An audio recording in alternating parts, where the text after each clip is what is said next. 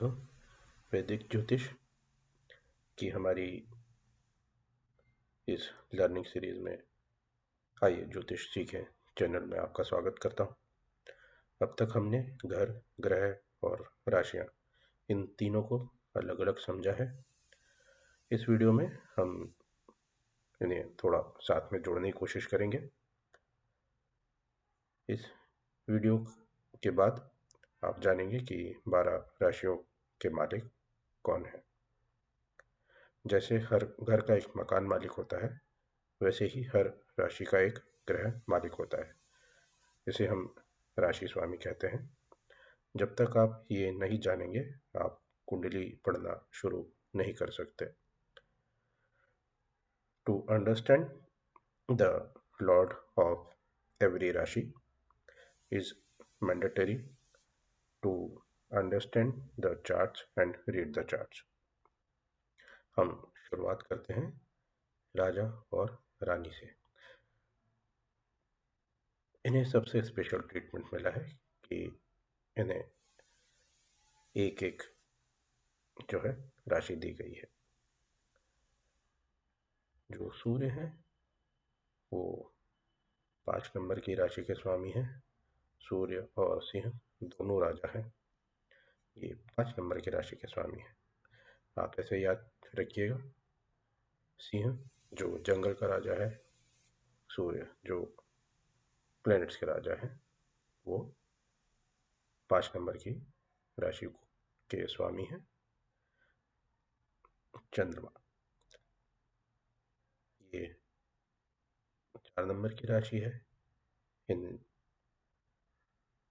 चंद्रमा कर्क राशि के स्वामी है। सूर्य और चंद्रमा के पास केवल एक एक राशि है।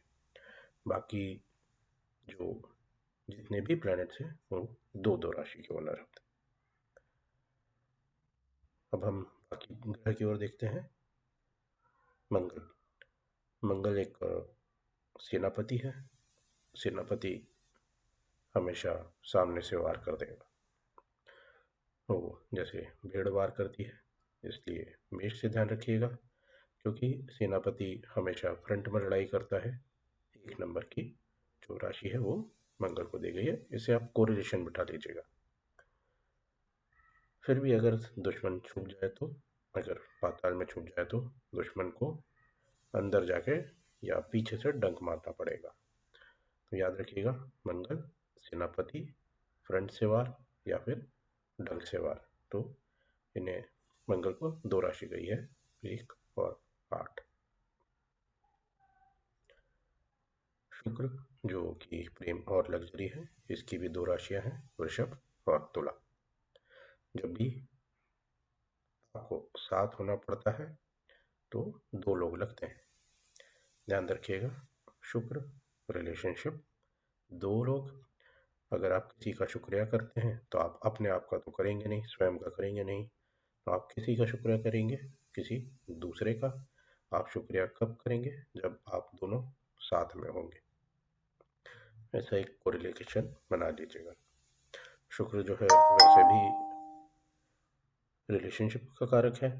रिलेशनशिप जब होगी तो आप रिलेशनशिप में जब 2 लोग मिलते हैं तो हमेशा साथ होना चाहते हैं। आगे देखते हैं बुध। हमने पहले ने जाना था कि ये एक राजकुमार है। राजकुमार के 2 जुड़वा दोस्त हैं और उनकी कन्या दोस्त है। ऐसे आप ध्यान रखिएगा कि बुध जो है वो हफ्ते का तीसरा दिन। बुध जो है वो कम्युनिकेशन है और कन्याओं को ज़्यादा बात करना पसंद होता है। बुध अगर तीसरा दिन है, मिथुन का जो रिप्रेजेंटेशन है वो है जुड़वा, 3 और 3 6। इस तरीके से आप कोरिलेशन बना सकते हैं। इसके बाद है हमारे गुरु। राजा, रानी, सेनापति, मंत्री, राजकुमार, जितने भी लोग हैं इन सबको गुरु के सामने तो झुकना ही पड़ता है।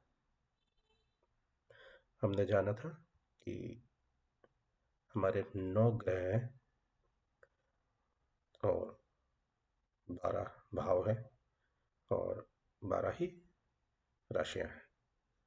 तो 9 ग्रह, 12 राशियां, ये सब के सब के स्वामी कौन है? गुरु। ये सिर्फ कोरिलेशन के लिए बात कर रहा हूँ मैं आपसे। तो अगर आपको, क्योंकि बिना गुरु के तो जीवन अधूरा है, 9 ग्रह, 12 राशियां, अगर आपको ये सब सही करने हैं या इन सब की स्थिति में सही से चलना है तो आपको गुरु की जरूरत होगी।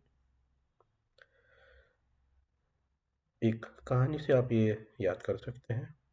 अगर आपको मछली की आँख में तीर मारना है, जिंदगी में सबसे इम्पोर्टेंट है फोकस, तो उस तीर को आपको सीखना पड़ेगा, उस तीर चलाने को आपको सीखना पड़ेगा, जो आपको सिखाएंगे गुरु। वो तीर चलाना स्किल्स, मछली की आँख मतलब आपका टारगेट, स्किल्स और टारगेट दोनों के बीच में जो गैप है वो कौन भरेगा? वो आपके गुरु भरेंगे। वही आपके स्किल डेवलप करेंगे, वही आपका फोकस डेवलप कराएंगे और वही आपके टारगेट तक आपको पहुंचाएंगे। अब इसके अलावा बाकियों को हम छायाग्रह भी कहते हैं, जिसमें शनिदेव को हमने मकर और कुंभ राशि दी है। जब आप एक भारी मटका भरा हुआ गमला या मटका लेके चलते हैं तो आप धीरे धीरे चलने लगते हैं। ये भी ध्यान रखिएगा कि शनि जो है वो मेहनत कराते हैं, आपकी मेहनत ऐसे कराते हैं जैसे आप कीचड़ में चल रहे हैं। तो कीचड़ में मगरमच्छ होता है, तो आपको एक कोरिलेशन बना के ये ध्यान रहेगा। राहु और केतु को कोई राशि नहीं दी गई है, ये जिस राशि में बैठते हैं उसी का फल देते हैं। दोस्तों, ये आप स्क्रीनशॉट आपके आपके साथ लेके रख सकते हैं, ये बाद में भी आपको याद रखने का काम आएगा। ऐसे ही सीखते रहिए, सिखाते रहिए